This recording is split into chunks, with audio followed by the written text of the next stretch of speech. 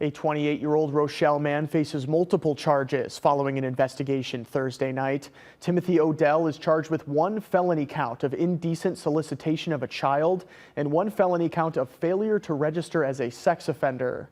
Rochelle police say they were called to Atwood Park on March 6th regarding an adult man trying to meet a minor for sex. Rochelle police say they received a tip from an online group called Predator Poachers. Odell was denied pretrial release and will be back in court March 12th.